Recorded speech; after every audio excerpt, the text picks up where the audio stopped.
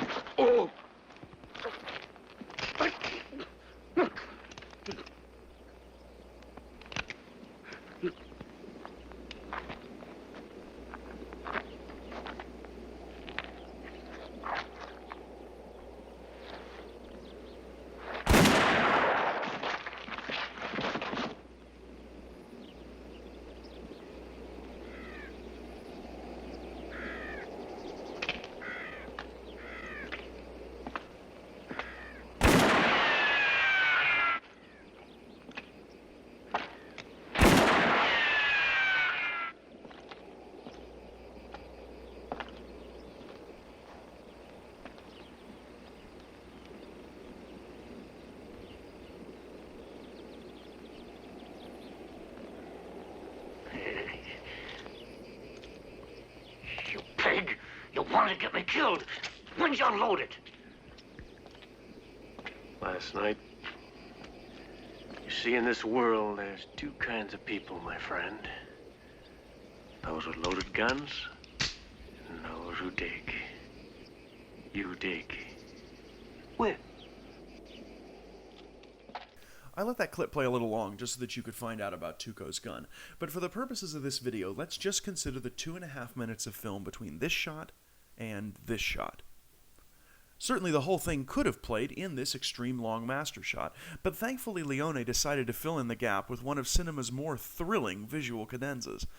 And the best part of it all is that it's not just empty flourish.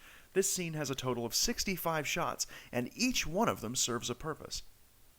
Leone uses the time and the tension he's built up in the story thus far to explore at least 3 different interlocking ideas: editing as mathematical pattern, editing as a way to express thought, and editing as pure musical rhythm. So let's begin at the beginning. After 2 establishing shots, Leone rigorously re-establishes the characters and their position in the scene by working out a basic mathematical pattern. The scene features 3 characters, and every shot will be a shot of one of them. So let me ask you, how many different ways can 3 objects be arranged in a row? Or put another way, how many permutations are there of 3 objects? For the sake of simplicity, let's just call the characters good, bad, and ugly from now on. So let me ask, in how many different orders can their initials G, B, and U be arranged? Well, one arrangement is GBU. If we swap the positions of the last 2 letters, we get another, GUB. If we change the starting letter, we can make 2 more pairs for a total of 6. With that in mind, watch what Leone does in this scene. We begin with 3 waist-level medium shots connected by eyeline matches. The order is ugly, then bad, then good. Quick note, an eyeline match is whenever an editor cuts from a character looking to what they're looking at. In the rest of this scene, pay attention to where each character is looking, because those eyelines will help to communicate the relationship between the characters.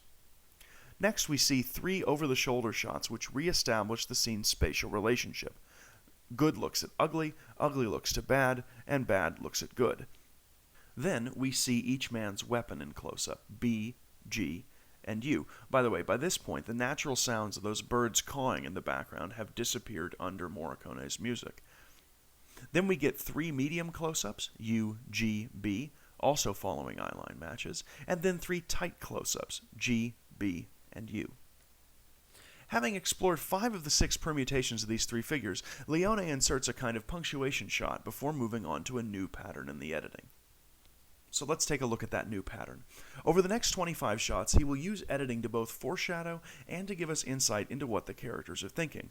But first, he overlaps and finishes off the old pattern, showing us the 6th and final arrangement of those 3 characters, B, U, and G. Over these 25 shots, Leone guides us to understand what his characters are thinking, not just by showing us their muted expressions, but by arranging them in a certain meaningful way. To show you what I mean, let's begin by counting the number of shots which each character receives. Good and his gun get 7 out of the 25 shots. Now, having seen the scene already, we know that he already knows how this will end. He doesn't have to worry about Ugly because he personally unloaded his gun. However, Good also needs to make sure that Bad doesn't shoot Ugly. Because Ugly doesn't know any of this, he's panicking and unable to settle on a strategy. His eyes are shifting restlessly back and forth. He and his gun also get 7 out of the 25 shots, as if setting him up as equal with Good. And Bad, as we all realize, is facing a crisis. He and his gun get the clear plurality of shots, 11 out of 25, as he tries to figure out who to shoot. He gets more shots than the others because his conflict is most significant. As he comes to terms with Good and Ugly's unspoken alliance, he realizes that the decision to draw first is his to make, and therefore the standoff is his to lose. Accordingly, we see more close-ups of his hand reaching for his weapon than we do for anyone else. One more thing. Notice the way that Leone uses editing to link the Good and the Ugly together. They each only get 7 shots, but in 4 cases, a close-up of Ugly's face follows a close-up of Good. If you take a look at each of these pairings, you'll notice that each time, Leone brings their eye lines closer and closer to meeting.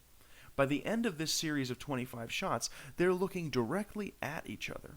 It's as though the eyeline matches aligning the characters are the equivalent of good telling ugly, don't worry, I've got your back for the moment we're on the same side.